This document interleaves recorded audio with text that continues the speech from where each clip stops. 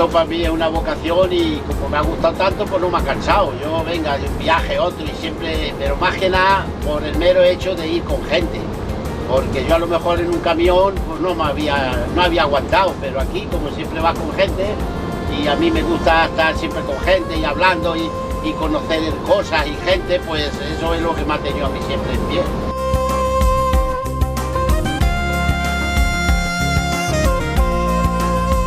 Autobuses García de Mateos es una empresa de su tiempo. Estar en internet se ha convertido en una rutina más si quieres que te conozcan. Si no estás en la red no existes, y más si te dedicas al transporte público de coches de línea. Medio siglo después de comenzar a rodar por las carreteras de España, Manuel García de Mateos Marín echa la vista atrás y siente vértigo al comparar antaño y hogaño. Qué lejos quedan los primeros tiempos cuando su padre Antonio El Zagal y su tío Gabriel Cascabeles compraron aquel taxi de 9 plazas, aquella rubia carrozada en madera que tan mal final tuvo una tarde de toros camino de Almagro. Entonces era mi padre y mi tío Gabriel que compraron una rubia para era un coche, un Chrysler, y estaba carrozado en rubia, como le decían entonces, que era como ahora las furgonetas, pero era de madera artesanalmente, o sea, madera pieza por pieza puesta en el chasis. Y iban los toros de Almagro y ahí al salir en la curva de San Antón, pues que volcó y que deshizo la camioneta. Manolo sintió la llamada del volante siendo todavía un niño, pero tuvo que esperar hasta los 21 para realizar con el primer Chrysler de gasolina los viajes de correo a Manzanares junto a Isidro el Canario, primer chofer de la empresa, en una época donde el trabajo era escaso pero rentable. Entonces pues se trabajaba mínimo, lo que pasa es que como se necesitaba tan poquito, con poco que ganara, pues iba, entonces la gasolina, el gasoil a lo mejor valía, no sé, a lo mejor valía 4 o 5 pesetas el litro y claro, pues no ganabas mucho, porque entonces me acuerdo que venías a Manzanares por 120 pesetas. Claro, si te costaba la gasolina 10, pues mira, si tenías margen, no como ahora que cobras 30 euros y a lo mejor te gastas la mitad del combustible. Eran los tiempos de las antiguas pavas, con viajeros montados en cualquier parte. Claro, empezó la gente ya a salir también de sus casas con el trabajo y entonces pues los coches de línea larga pues llegaban a La Solana y allí en la misma donde paraba, donde vivía la Luciana, la de Sales, que era la que llevaba lo de la administración de la Sepulvedana, era en la carretera allí por el parque.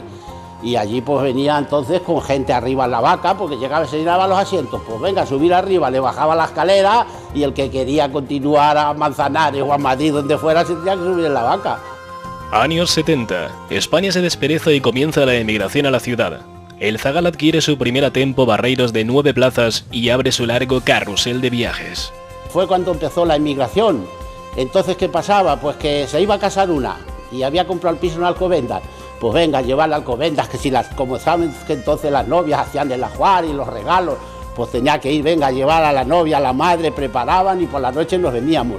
Y ya, pues la gente siguió así, se fueron estableciendo unos en Alicante, otros, y con ese trapicheo empecé así a funcionar y yo me dediqué a la parte de Levante y que nada, que todas las semanas yo me dedicaba nada más que a eso y no me faltaba corte.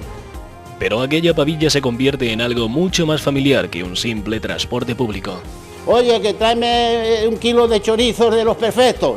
¿Y qué le iba a cobrar? Pues si te costaba el kilo de chorizo 20 duros, pues 20 duros le cobraba yo. Y claro, pues ¿qué pasaba? Pues que a fuerza, y la gente entonces es que se podía hacer un favor porque era agradecida. Y claro, pues luego ¿cómo te lo pagaba? Pues que yo mira si he estado yendo años por allí. Y yo en mi vida ni he tenido que ir a restaurantes a pagar, ni he tenido que ir a hoteles, ni a pensiones. Pues luego todo el mundo donde terminaba, quédate aquí a dormir, quédate aquí a cenar. Y así. Y llegaba él allí, llegaba el Zagal, y el Zagal ya era, si decían, no, hoy esta noche en mi casa se acuesta. Otra noche, si eso era grande cuando llegaba el Zagal y la pavilla. En furgonetas como estas viajaron miles de solaneros en aquellos difíciles años de la emigración. Pero entre tanto decide crecer como empresario. A finales de los 70 invierte 5,5 millones de pesetas de la época en comprar su primera línea regular Membrilla-Manzanares y este microbús de 26 plazas que aún conservan como una pequeña reliquia. Este autobús lo adquirimos cuando le compré a este hombre de Membrilla la línea de Membrilla-Manzanares y luego los fines de semana cogía y me iba a Alicante a hacer un viaje de estos discrecional que hacía, llevando gente para allá y para acá, con la vaca llena de trastos hasta arriba, que entonces te llevaban, que si la matanza, que si los muebles, que si la cocina de gas, todo iba para adelante igual que... Y a la Cebolla Zaragoza también hice muchos viajes con él. Un vehículo ya en desuso, pero que siempre fue duro como una piedra. Si luego tú fíjate estos coches para ser viejo, mira qué puertas, a ver a qué coche ya si tuviera 40 años le puedes hacer eso. Lo que pasa es que esto ya, pues eso, como decía el hermano Chaqueta, ni de los que hayan sido ni de los que vayan a ser. Durante la semana la línea, sábados y domingos a la costa levantina. ¿Y las vacaciones? No, vacaciones ninguna. Yo he estado, los años que he estado con el oficio un montón, y así vacaciones de una semana nunca, hombre, a lo mejor llegaba una época y decía, bueno, por 2 o 3 días, o le decía a mi mujer cuando iba a Alicante, nos vamos, vemos las fallas, dormimos allí, al día siguiente nos venimos. Mismo la feria y todo eso, cuando iba al TEA, eso era todos los días un viaje, todos los días. Claro, hasta los turroneros que cruzaban le decía, señor, pare usted más, antes que este hombre se tiene que ir de viaje y no puede dormir. A base de horas de ruta, el zagal va prosperando y adquiere los primeros autobuses grandes, 2 Pegasos y después los Irizar y un Setra de 55 plazas. Diego Fernández, ya fallecido, fue el primer chofer y Manolo Valdepeñas comenzó después el transporte de trabajadores a Madrid desde Villafranca de los Caballeros.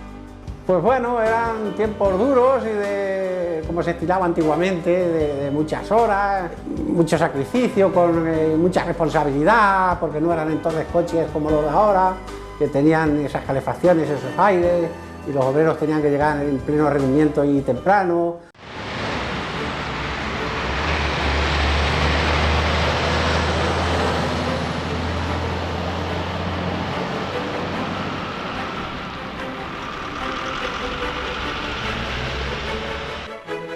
En este veloz viaje por el tiempo, y llegamos hasta nuestros días. Autobuses García de Mateos se fundó oficialmente en 1994 y desde entonces no ha parado de progresar.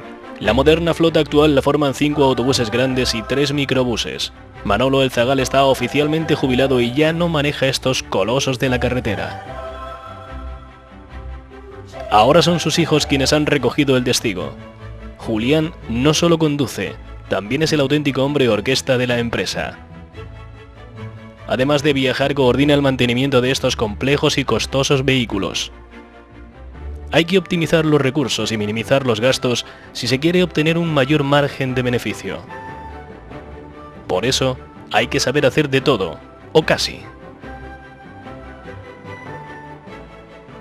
Bueno, pues aparte de conducir, la misión del conductor es también la de limpieza y en este caso también hacemos el mantenimiento de los vehículos. Los mantenimientos son básicos, como pueden ser cambios de aceite y cambio de correas, y lo que son averías ya mayores se hacen en talleres. Entonces nosotros pues aquí lo que es la limpieza interior, la limpieza exterior del vehículo, y también tenemos nuestro propio tanque para repostar.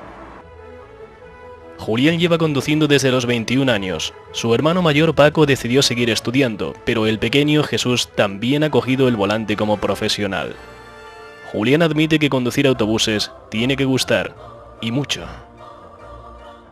Conducir autobuses es un trabajo que si no te gusta, pues la verdad es que no lo puedes desempeñar, porque aparte de pues, lo que es el trabajo de conducir, hay que tratar mucho con la gente, entonces pues todas las personas pues no valen para este trabajo, claro.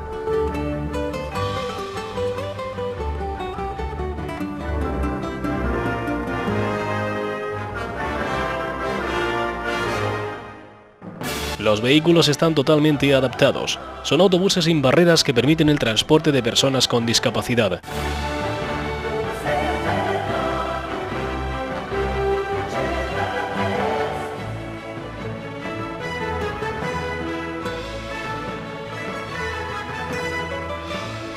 Todos los días, varios vehículos de la empresa trasladan a 4 chicos en La Solana y Valdepeñas.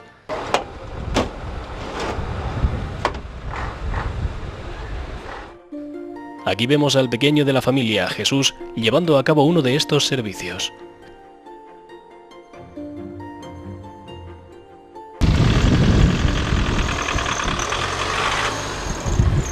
Julián se dispone a salir de viaje. Es una rutina como otra que hace cualquiera de los 6 conductores de la empresa. Al margen de la línea regular, el transporte de escolares o los desplazamientos para discapacitados, el servicio discrecional está siempre disponible. Autobuses García de Mateos se mueve por toda la península ibérica y solo a veces cruza la frontera. Sí, hacemos prácticamente todo lo que es la península, Portugal, que es como si fuera España, y el extranjero, pues si sale algún... pero normalmente Francia es lo que más... Mi hermano también ha estado en Marruecos con el autobús, pues yo también he estado en Francia, pero ya de Francia para adelante ya es más difícil, ¿no? Una empresa de autobuses del siglo XXI conlleva una descomunal burocracia. Poner en carretera un autocar exige una infinidad de requisitos que nada tienen que ver con los de antes. Para llevarlo todo en condiciones al día, tienes que tener una cantidad de papeleos y de cosas que no lo puedes dejar. Así es que siempre tienes que estar pendiente de hacer alguna cosa, entre revisiones y permisos y negocios y seguros. Madre mía, yo creo que no hay ningún negocio que tenga tanto burocracia y tanto papeleo, porque es que aquí siempre tienes que estar con algo. Atrás quedaron los años de viajeros en la vaca y de jornadas maratonianas de un conductor al volante. Dentro de lo que cabe está bien, ¿no? Porque a los conductores pues les hace de ser Marcelo en hacer las cosas bien, porque antes a lo mejor, si no pasa nada, que me paso un disco a medio cerrar, pues bueno, como no pasando accidentes, pero ahora no, ahora es que lo tienen que cumplir toda rajatabla, porque cualquier fallejo de nada pues les cuesta la retirada del carnet y luego un profesional no puede quedarse sin carnet porque entonces no puede trabajar.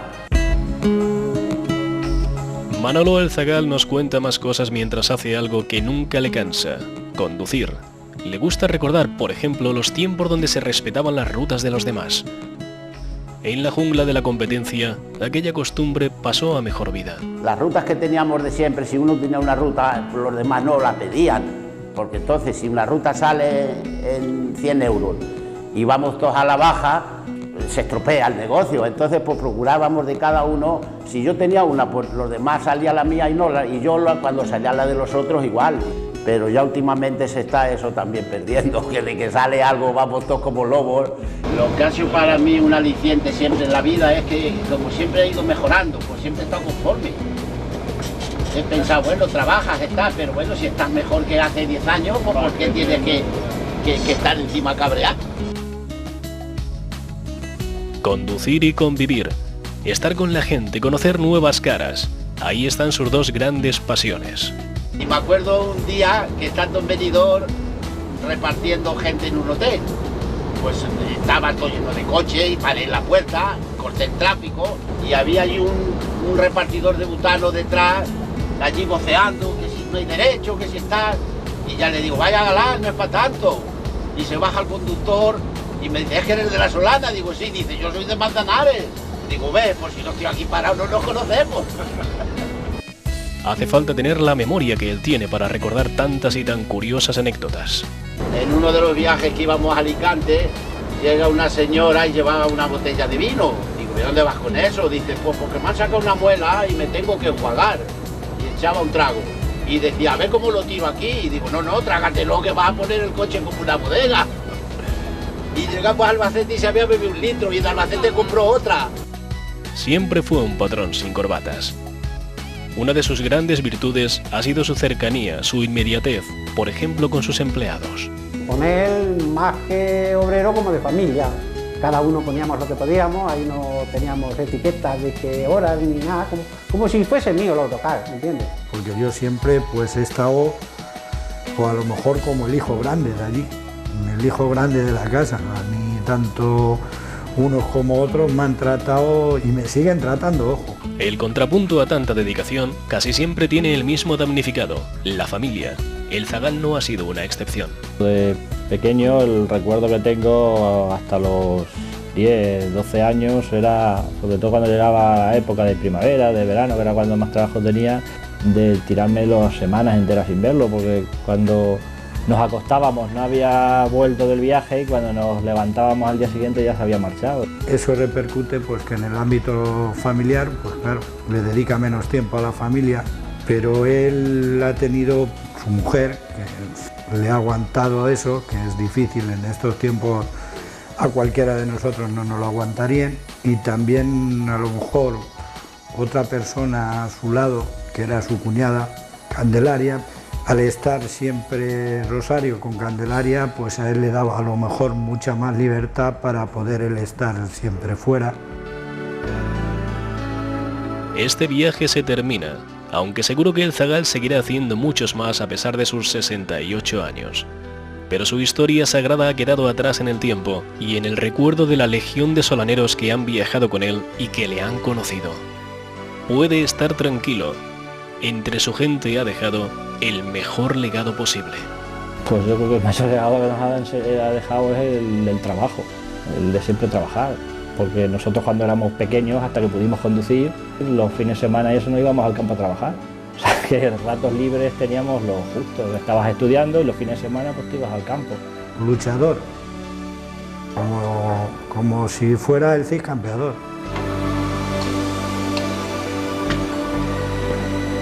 Pues nada, servicio realizado.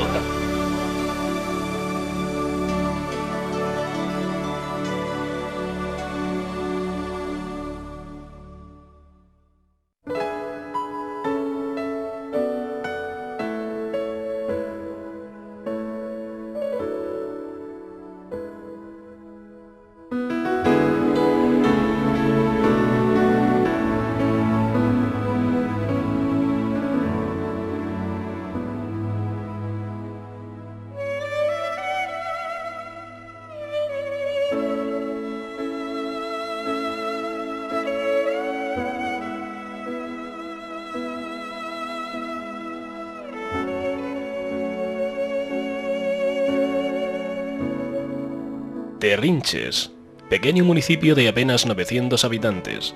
Estamos en el corazón del histórico campo de Montiel. El pequeño Francisco Jiménez González llega a un mundo difícil donde suenan tambores de guerra civil. El conflicto es el caldo de cultivo perfecto para que apriete el hambre. Suerte que en casa, su madre Dominga y su padre Francisco, vendedor de garbanzos y tratante de mulas, han trabajado duro para que no falte un plato de comida.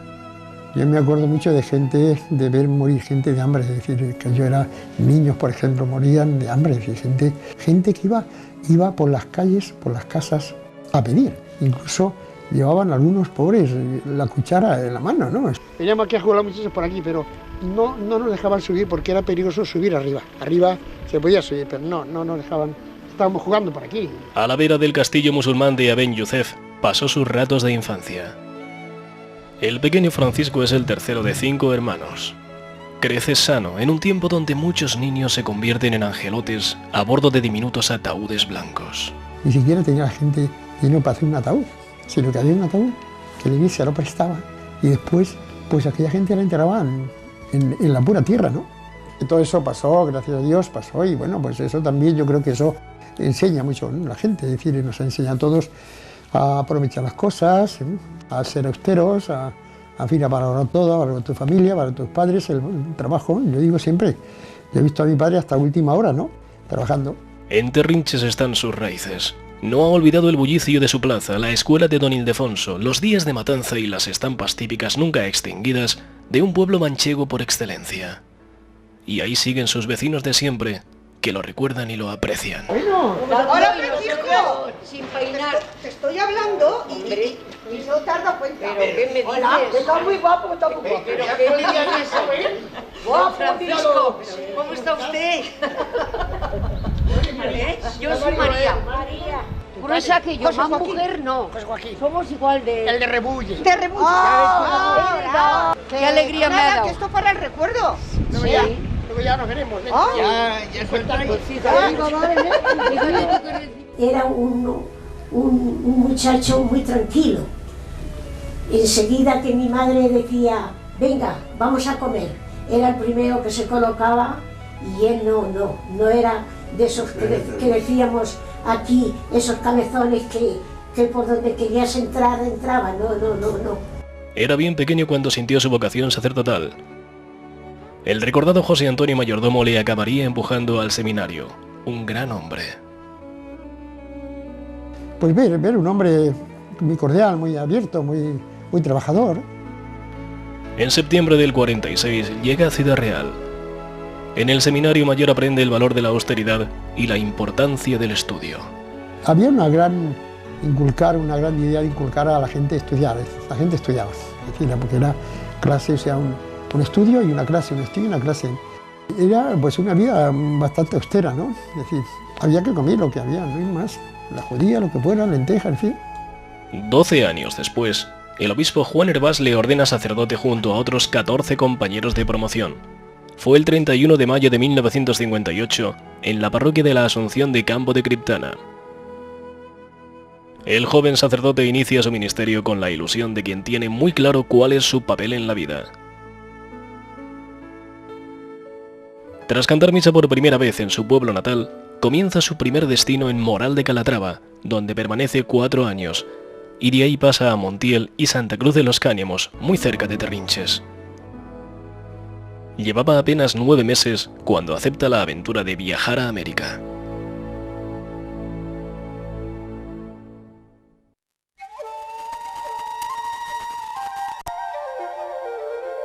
Me escribió una carta el obispo, que era la fiesta de Montiel de la Virgen, y en la misma procesión, el alcalde, que era entonces el jefe de correos, en la misma procesión, me conocía mucho, en fin, le dijo: Francisco, ¿tiene usted una carta aquí del obispado? Pues muy bien.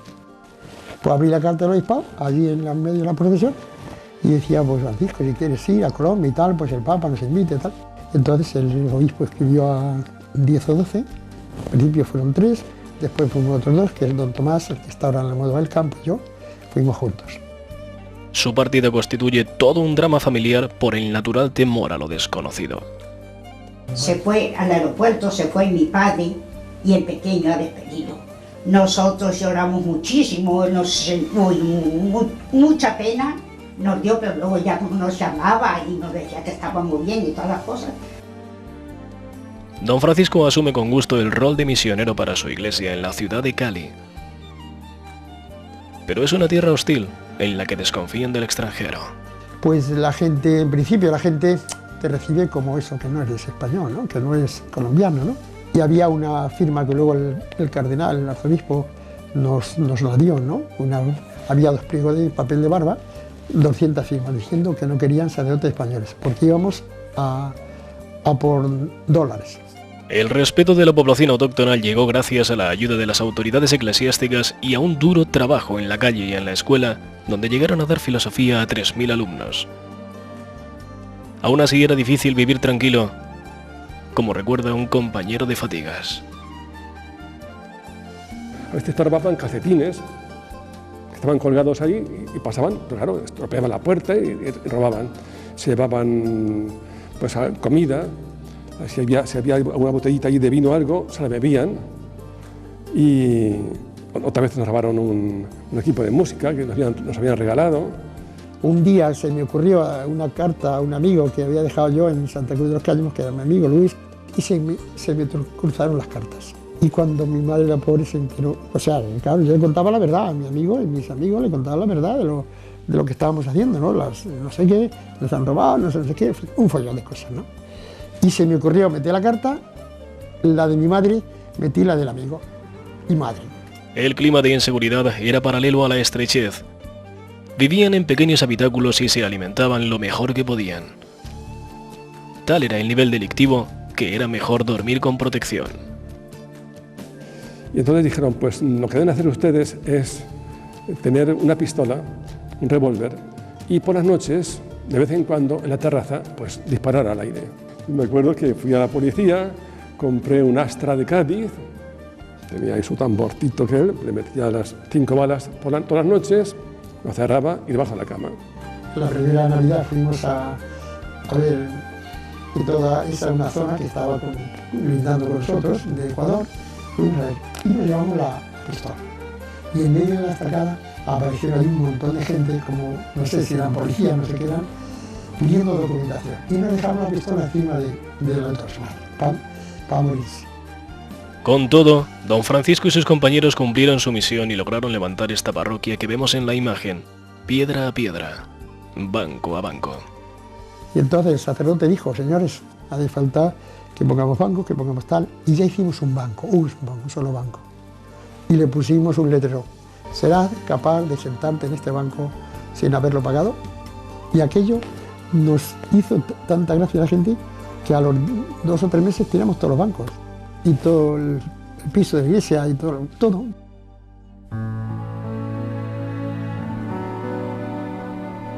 Almodóvar del Campo, en el otro extremo de la provincia. El mismo año y el mismo día llega a la vida Candelo López Serrano, hijo de Candelo, comerciante de la localidad, y de Pilar, maestra sin título que consagró su vida a la enseñanza. Caminamos por la calle del Olivo, donde el pequeño Candelo dio sus primeros pasos en un ambiente apacible, ajeno a la convulsión que España vivía en los últimos 30. Hola, buenos días, ¿cómo estás? Bien, muchas gracias, bien. Era una vida tranquila, como niño, pues un poco travieso. Vivíamos aquí con el abuelo paterno. Al morir, mi madre se quedó aquí en la casa y mi padre murió en guerra, y entonces vivimos con el abuelo paterno. Y aquí estuvimos hasta que mi madre enfermó y nos trasladamos en casa del abuelo materno. Almodóvar es un pueblo de unos 7.000 habitantes en pleno Valle de Alcudia, zona volcánica y de maravillosos paisajes. Aquí creció un niño que desde muy chiquito sabía lo que quería ser. Tenemos allí en el corral un cuarto que ya se ha caído ya de viejo, y lo veíamos a dónde está el niño ya pequeño, y el niño estaba con un hule pequeño, que me acuerdo que un hule de la mesa, pues ya era viejo, lo cortó él, le hizo un agujero aquí y se lo puso redondo como los curas, la casulla, como si fuese, no, era casulla, claro. Así le empezó la vocación. Y luego eso, que como hizo la carrera ahí con los frailes, era monaguillo, fue monaguillo de la parroquia. Los carmelitas terminarían de esculpir su precoz vocación. Sí, ellos fueron los que despertaron verdaderamente la vocación. Pero ellos querían que yo fuese al seminario carmelitano, pero le dije al párroco que yo creo que mi vocación no tendía hacia el monasterio, sino a ser sacerdote secular. Predicar extramuros, estar en la calle, con la gente. Así entendió siempre su dedicación a la Iglesia desde que fue ordenado por el obispo Hervás en la Catedral de Santiago de Ciudad Real, tras 13 años de seminario, donde además de teología estudió latín, humanidades y filosofía. Su hermana y él guardan un especial recuerdo de aquella primera misa en la parroquia de la Asunción, en Almodóvar del Campo. Un día memorable, porque entonces fue una emoción grande el saber que era sacerdote por primera vez. Un día muy hermoso. Nos faltaban los principales, pero fue de mucha alegría. 14 de febrero de 1970. Don Francisco y don Candelo toman posesión de sus nuevos destinos en La Solana. Don Candelo, que había ejercido en varias aldeas de Almodóvar y venía de Villarrubia de los Ojos, lo hace como coadjutor en Santa Catalina, donde coincide con el párroco don Juan de Dios y con don Isaías, uno de los curas más apreciados y más longevos en una parroquia solanera. Después compartiría su ministerio con otro párroco legendario, don Emiliano.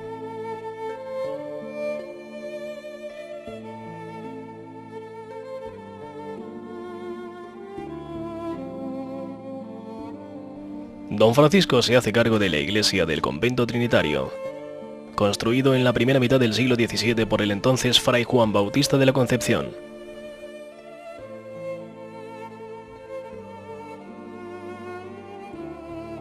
La tarea de reconstrucción no es nada fácil en un templo aún semiderruido desde tiempos de la contienda civil. En 1970, la parroquia del todavía beato Juan Bautista y morada de Jesús rescatado se parecía poco a la actual. Aquí donde estoy no había nada. Aquí había una puerta que se bajaba a donde estaban las momias, que llamábamos, y ya está. en este donde está el Santísimo, aquí no había nada, aquí había una pila donde la Hermandad de Jesús le ponía agua a las palomas para que bebieran agua, sencillamente, todo. Entonces, todo esto estaba con escombros. El nuevo párroco se pone manos a la obra desde aquel primer ofrecimiento. Aquel ofrecimiento que hicimos el primero, el año 70, el mayo de 70, el primer sábado o domingo de mayo, que sería el 2 o el 3 de mayo, pues claro, aquello resultó que era una maravilla, 125.000 pesetas, la gente quedó encantada, y qué bien, y ya tenemos que repetirlo, bueno, pues así. Y ya empezamos con la construcción, en fin, empezamos poquito a poco. Poco a poco se restaura la parroquia, nuevo altar mayor y rehabilitación general del histórico templo. El denuedo del párroco y de la cofradía, junto al apoyo decidido de los feligreses, recuperan un patrimonio histórico de gran valor. Todos estos arcos, esto ya vino después, a los pocos meses, pues vino un gobernador, dio un dinero a la hermandad y se fue haciendo todo esto, pues poquito a poco. Luego ya, esto, yo digo, si en febrero, pues finales, cuando ya llegó la Semana Santa y todo eso, pues tuve una reunión con la Hermandad de Jesús, y dijimos, vamos a empezar. Ya empezamos a pedir, y vamos por las casas, o sea, casa por casa. En sus 17 años y medio como párroco del convento, don Francisco ya exhibió su proverbial arrojo para los proyectos más ambiciosos y dejó encaminada su última gran apuesta, el retablo, siempre en estrecha colaboración con la potente Hermandad de Jesús Rescatado.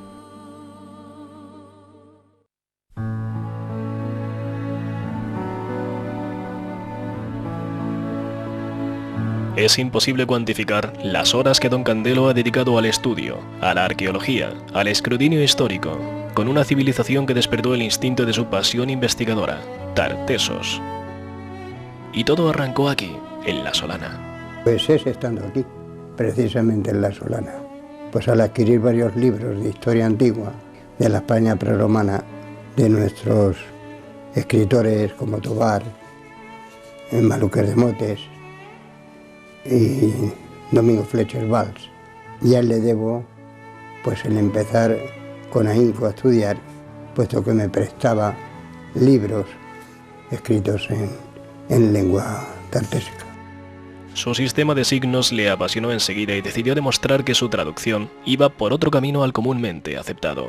Me apasionó con tartesos porque ellos caminan por un ibero vasco. Entonces yo le dije a don Domingo Fletcher Valls, que era el director a la sazón del Museo de Valencia, que no se podía jamás traducir por el vasco, porque había palabras que no podían caber en el alfabeto. Don Candelo no cree que el título de su libro, Yo descubrí el misterio de Tartesos, sea pretencioso, sino que su obra revela con rigor lo que todo erudito consideraba eso, un misterio. El misterio de Tartesos es buscar, en primer lugar, el valor de los signos. Y una vez conocido el valor de los signos, sin posibles equivocaciones de que corresponden esos signos escritos en ibero, nos tiene que dar una lectura exacta. Atrás quedan años de estudio, y no solo en su pequeño despacho. Sus viajes a Oriente Próximo y Oriente Medio iluminaron definitivamente sus conclusiones. Recorrí varios caminos, empezando por el sumerio, acadio, copto, siriaco, y yo veía que no entraba y no encajaba dentro de esos idiomas muertos. Entonces llegué a la conclusión de que no podía ser tampoco fenicio, sino arameo.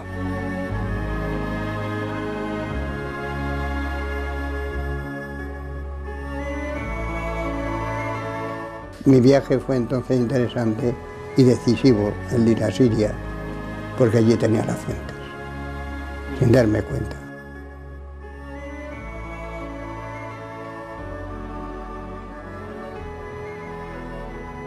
Se acuesta a lo mejor a las 3 o las 4 y se levanta a las 6 o las 7.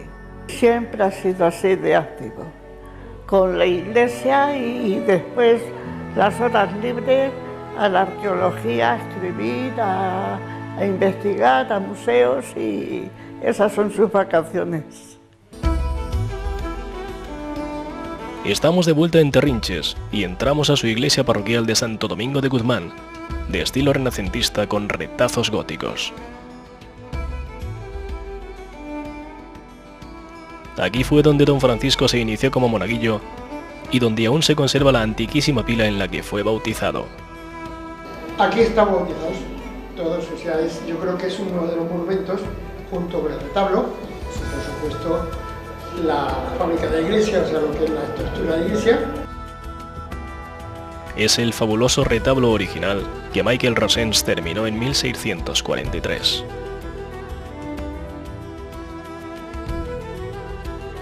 Almodóvar es un pueblo tranquilo, que al mismo tiempo se preocupaba por todo lo que significaba la cultura. Las mentes más privilegiadas, como Agustín, pues trabajaron en Almodóvar y su historia y su archivo para rememorar y entresacar toda la cultura de donde podían proceder pues lápidas y monumentos. Y también hemos regresado a Almodóvar del Campo, pueblo de abolengo cultural y de rancia historia. No podíamos irnos de la patria chica de Don Candelo sin evocar que es cuna de santos, San Juan de Ávila y San Juan Bautista de la Concepción.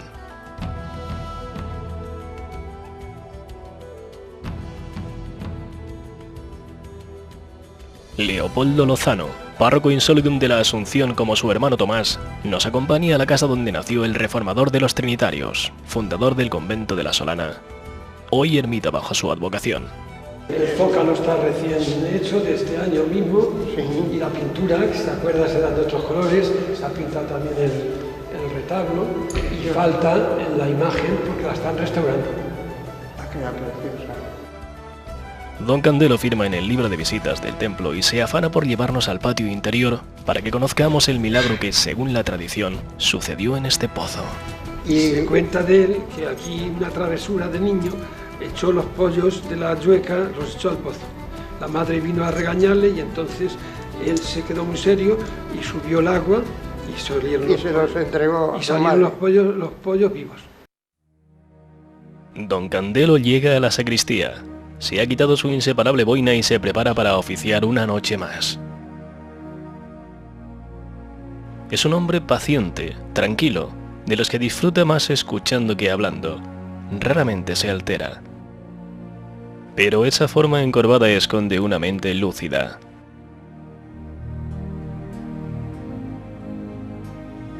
Hoy tampoco ha faltado a su cita como conciliario de la adoración nocturna y se dispone a presidir la última del año. Es importante que los adoradores y adoradoras entonces se reúnen junto al Santísimo para darle gracias por todos los beneficios del año. Estamos poniéndonos las vestiduras sagradas para celebrar la Eucaristía.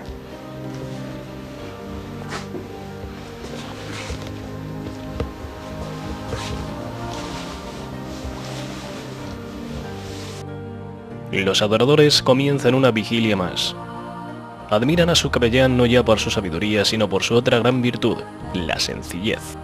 Yo lo veo como una persona muy sencilla y que se adapta a todo el mundo, que no todo le viene bien, cualquier hora que le avises o que le propongas, él nunca te pone ninguna pega, y yo creo que es una persona bastante cercana a todo el mundo, no solamente a la gente de la adoración, sino a toda la gente de la Solana.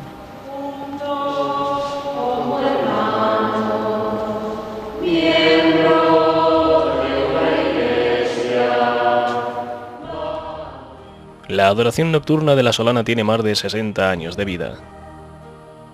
Don Candelo ejerce como su conciliario desde 1996, cuando sustituyó al entonces párroco el recordado don Emiliano por enfermedad de este.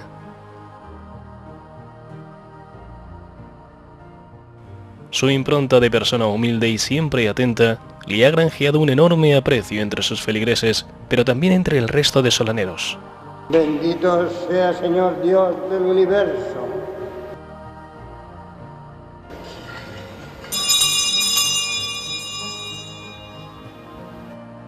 Es un hombre sin enemigos, un maestro del segundo plano, siempre leal a su credo y a su iglesia.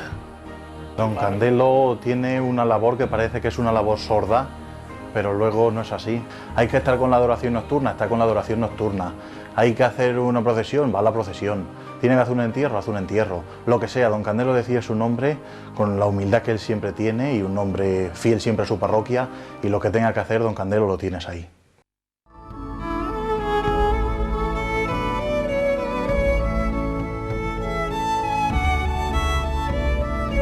En 1998, Gaceta recoge la gran noticia: Santa Catalina será rehabilitada. La parroquia contrata un equipo de arquitectos que diseñan un ambicioso plan, pero nada más caro que restaurar monumentos. Hacía falta dinero y, por encima de todo, una cosa: audacia.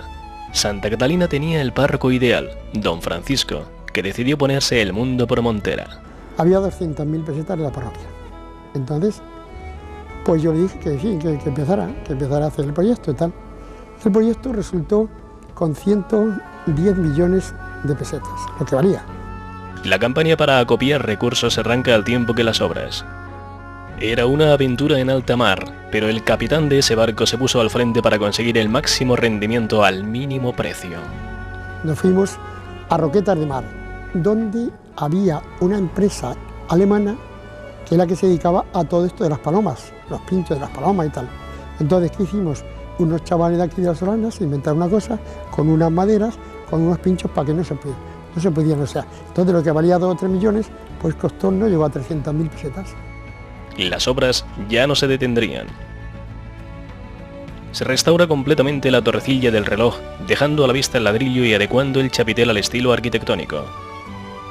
Después le toca el turno a la torre principal, con la reparación de sus 8 fachadas de arriba a abajo y todos sus detalles barrocos.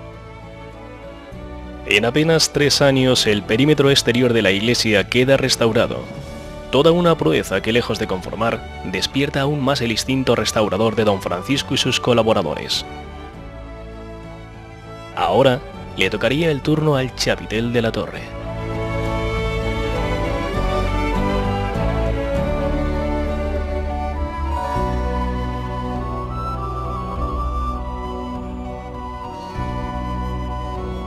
Era un viejo anhelo de muchos recuperar el esbelto chapitel que cayó pasto de las llamas en julio de 1936, y acaso era el momento. El proyecto toma forma y los trabajos se inician pronto. Se desmonta el antiguo chapitel de 1957 y comienza el espectacular montaje del nuevo, una réplica del anterior a la guerra. El apoyo de las instituciones y en especial el empuje del propio alcalde Diego García Abadillo resulta decisivo. Cuando ya empezaron ya el ayuntamiento a remodelar la plaza, como ha quedado tan bonita y todo eso, y como era muy difícil encontrar una solución, pues el señor alcalde dijo, bueno, pues ¿por qué no hacemos todo un entorno? La iglesia también está parte del entorno de la plaza. ¿Qué pasó? Pues que los 70 millones que el señor alcalde los agenció de tal manera que solamente la parroquia pagó, de eso que es el chapitel, solamente la parroquia pagó los derechos de los arquitectos, de la dirección de obra y todo eso lo pagó, que eso sería otros 8 o 10 millones. Santa Catalina volvía a ser vigía de la Solana y de los Campos de la Mancha, pero con la piel renovada. Ahora bien, quedaba el interior. El presbiterio tuvo un día un retablo fantástico que había que recuperar. ¿Por qué no aprovechar la inercia?, se preguntó don Francisco. Dicho y hecho. Una copia del retablo renacentista anterior al 36 vistió la iglesia por dentro solo un par de años después de gestarse la idea. Una exquisita obra de arte hecha con madera de cedro de Ecuador, policromada y bañada en oro fino.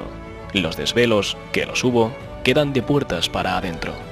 En el mes de que fue poner el retablo en el presbiterio, que aquí nos tiramos noches enteras haciendo números, haciendo cábalas, por decirlo de alguna forma, a ver de qué modo se podían pagar los plazos, porque había unos plazos fijos que pagar, a ver de qué modo se podía solucionar eso.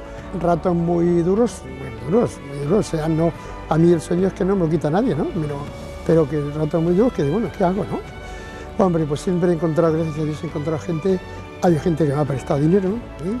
Mira, préstame 6.000 euros, 7.000 euros, pues porque dentro de un mes, 2 te los puedo pagar. Ya digo, sobre todo en el año 2006, aquello fue el desastre mil, pero vamos, desastre porque no había dinero. Si no fuese por su cariñosamente por su cabezonería. Decir, esto hay que ponerlo y esto hay que hacerlo porque es necesario, es una obra que es necesaria y se hace y se hace. Nosotros, pues don Francisco, que vemos que por aquí no llegamos, que no os preocupéis, que Dios nos ayuda. Y efectivamente, pero es por su tesón, es un hombre tiene un tesón, no sé, extraordinario, que lo que se propone lo consigue. Cuando él piensa algo, cuando él hace algo o decide algo, lo tiene meditado al 100%. Y entonces sabe que lleva la razón y no le da el brazo, no se le puede torcer el brazo nadie. Pero para bien. Yo creo que a nuestra parroquia, es decir, era como un salón grande, pero un salón grande donde no hay pues un adorno, no hay, le faltaba el retablo, ¿eh? Hubo un político que estuvo por aquí un día, le dije, ¿cuándo quiere usted venir a ver la iglesia, que es muy bonita y tal? Y dije, ¿cómo la iglesia? Si esto es una catedral.